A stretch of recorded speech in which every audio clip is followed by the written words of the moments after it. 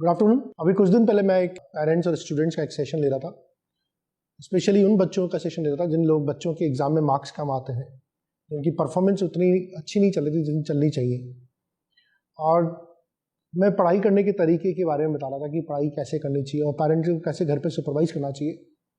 और जैसे ही मैंने कुछ एग्जाम्पल देने चाहे, उसमें कुछ क्लास 9-10 के स्टूडेंट्स भी थे, कुछ क्लास 7-8 के बच्चे भी बैठे होते, और कैसे पढ़ाई को इफेक्टिवनेस तरीके से करनी चाहिए मैं उसका एक डेमोन्स्ट्रेशन दे रहा था। तो मैंने 10 क्लास के बच्चों से एक क्वेश्चन पूछा कि रैशनल नंबर क्या होता है। ये मैथमेटिक्स में बहुत बेसिक सा कंसेप्ट होता है और रैशनल नंबर की डेफिनेशन जो होती है हम क्लास 8 से ही पढ़ते हैं। तो उस मीटिंग में करीब 6 या 7 बच्चे ऐसे थे जो क्लास 10 के थे। उनमें से 3 बच्चों ने हाथ खड़ा किया। जिन बच्चों ने हाथ नहीं खड़ा किया उनको मान सकते हैं कि उनको नहीं आता था या वो कॉन्फिडेंट नहीं थे। लेकिन जिन 3 बच्चों ने हाथ खड़ा किया तो मेरा फर्स्ट इंप्रेशन था कि इन तीनों बच्चों को पता होगा कि रैशनल नंबर क्या होता है। तो मैंने जिस पहले बच्चे ने हाथ खड़ा किया मैंने उससे पूछा कि हाँ बेटा आप बताओ क्या होता है रैशनल नंबर। तो उस बच्चे ने खड़ा हुआ, उसने बोला कि sir if a number can be represented in the form of P by Q then it is a rational number. और बड़े कॉन्फिडेंटली उसने डेफिनेशन बोली।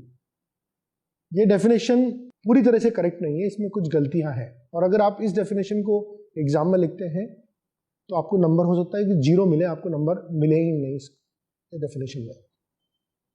तो मैंने उससे फिर थोड़ा सा फर्दर ग्रिल करने की कोशिश करी। मैंने कहा क्या बस यही डेफिनेशन और कुछ नहीं है? नहीं sir, any number which can represent the form of P by Q is a rational number. मैंने उसको बिठा दिया। फिर मैंने दूसरे बच्चे से पूछा, मैंने इस डेफिनेशन में कुछ मिस्टेक है? तो दूसरे बच्चे ने खड़ा होकर बोला sir any number which can be represent the form of P and Q when P and Q R integers, that's sir ये करेक्ट डेफिनेशन है। तो पहला वाला बच्चा जो सुन रहा था उसने भी एक बात को एक्नॉलेज किया कि उसकी डेफिनेशन मिस्टेक है। नाउ इस सेकंड बच्चे ने भी जो डेफिनेशन बताई, इस डेफिनेशन में थोड़ी सी गलती है। इस डेफिनेशन में अगर बच्चे के पास 2 नंबर का सवाल आता है तो हो सकता है इस बच्चे को आधा नंबर मिले, हो सकता है उसको 1 नंबर मिले, या हो सकता है उसको 0 नंबर भी मिल जाए, क्योंकि ये डेफिनेशन भी करेक्ट नहीं है। फिर तीसरे बच्चे से पूछा तो तीसरे बच्चे ने भी यही मिस्टेक करी। नाउ माय पॉइंट इज, जो बच्चे कॉन्फिडेंटली हाथ खड़ा कर रहे हैं वो लोग भी डेफिनेशन को गलत बता रहे हैं। करेक्ट डेफिनेशन हम सब जानते हैं कि if a number can be represented in the form of p by q when p and q both are integers and q is not equal to 0 is called a rational number. Now ये exact definition जो बच्चा class 8 से या class 7 से पढ़ रहा होगा, class 10 के बच्चों को भी इसको समझने में दिक्कत आ रही है, बोलने में दिक्कत आ रही है, एक्सप्लेन करने में दिक्कत आ रही है। जबकि बच्चा ये सोच रहा है कि उसने रैशनल नंबर का चैप्टर पूरा अच्छी तरह से पढ़ लिया, उसको रैशनल नंबर सब कुछ आता है। नाउ ये एक ऐसा चीज है जिसको मैं एड्रेस करने की जरूरत है। स्पेशली जो बच्चे लो स्कोर कर रहे होते हैं या एवरेज स्कोर कर रहे होते हैं, उन बच्चों के साथ एक फॉल्स बिलीफ होता है कि उन्होंने पढ़ लिया, उनको समझ में आ गया और वो अब उसको कर लेंगे। लेकिन वो जो फॉल्स बिलीफ होता है या जो फॉल्स पैराडाइम होता है उनका, वो तोड़ने की बहुत जरूरत है।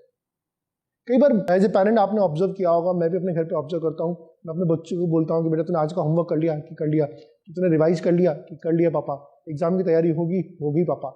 हमेशा बोलते हैं मेरा सब कुछ कंप्लीट है। नाउ उसने एक सुपरफिशियल लेवल पे उसने अपने एक फॉल्स बिलीफ के बेसिस पे ये बोल दिया।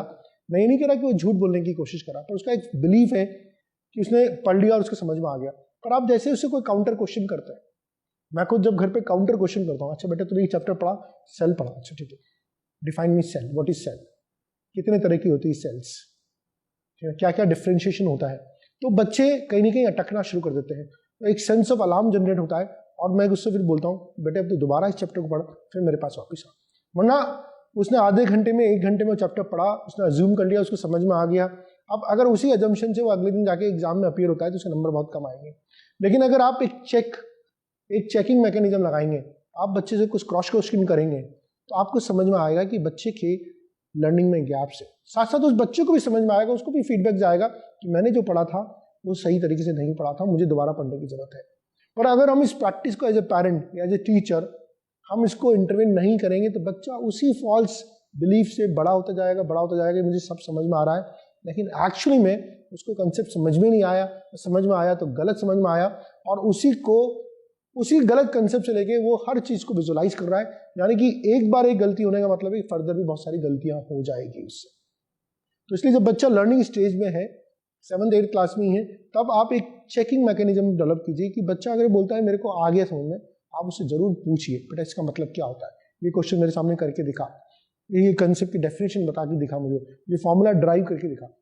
मैं जानता हूँ इसमें आपको थोड़ा समय लगेगा, लेकिन ये बच्चा जो गलत डायरेक्शन में जा रहा था, जो इस गलत बिलीफ में जी रहा था कि मुझे समझ में आ गया, वो बिलीफ उसका टूटना बहुत जरूरी है। और उसको ये अलर्टनेस सेट होनी चाहिए कि नहीं, मैंने जो पढ़ा था वो शायद सही तरीके से नहीं पढ़ा था, let me revisit it, let me री अंडरस्टैंड दिस।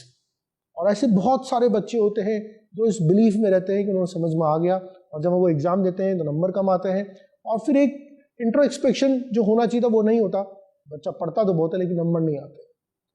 पढ़ाई से मतलब नहीं है। और एज ए पेरेंट हम भी कई बार बच्चे से इतिश्री कर लेते हैं कि हाँ भाई तेरी पढ़ाई सही चल रही है, सब ठीक चल रहा है, कोई दिक्कत तो नहीं है, और हम सोचते हैं कि अपनी ड्यूटी निभा दी। अगर आप रोज ये पूछ रहे हैं तो कोई फायदा नहीं हो रहा। बच्चा भी बोले हाँ पापा सब सही चल रहा है, कोई दिक्कत नहीं आ रही, खत्म हो गई बात। पर आप सप्ताह में आधे घंटे का 1 घंटे का समय निकालिए, सप्ताह में भले 2 दिन ही आप 15 मिनट 20-20 मिनट बच्चे के साथ बैठिए, बेटा क्या पढ़ रहा है, तेरी क्लास वर्क कॉपी दिखा, तेरी होमवर्क कॉपी दिखा, अच्छा तूने ये चैप्टर पढ़ा है, चल मुझे इसकी डेफिनेशन बता, ये इस क्वेश्चन का आंसर बता, अच्छा ये सॉल्व एग्जाम्पल पढ़ा है, चलो ठीक है सॉल्व एग्जाम्पल को बंद करो, अब मेरे सामने सॉल्व करके दिखा। आप जब स्टेप्स देखेंगे तो कई बार बच्चे का ऐसा होता है कि वो अज्यूम कर लेता है। जैसे मैंने कई बार बच्चों को ज्योमेट्री में स्पेशली देखा है कि अगर कोई थ्योरम को प्रूव करना होता है, किसी चीज को प्रूव करना है, तो अज्यूम कर लेते हैं कि दोनों ट्राइंगल्स कॉन्ग्रुएंट है। उसकी कॉन्ग्रुएंट है तो किस पैरामीटर्स में कॉन्ग्रुएंट है बच्चे उसको डिफाइन नहीं कर पा रहे, और उनका अज्यूम करके आगे की प्रॉब्लम को सॉल्व करना शुरू करते हैं, आगे के क्वेश्चन को सॉल्व करना शुरू करते हैं।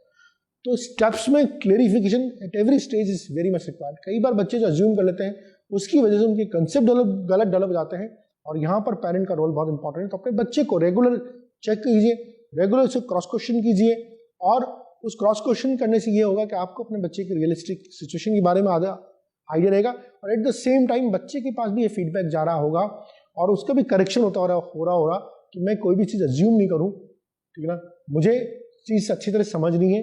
और जैसे हम किसी से कोई क्वेश्चन पूछते हैं, थॉट मोड में आप आ जाते हैं, आप उस चीज़ पर रिफ्लेक्ट करते हैं, और जब रिफ्लेक्ट करते हैं तो आपको अपने थॉट प्रोसेस में क्या कमियां है वो दिखाई देती है।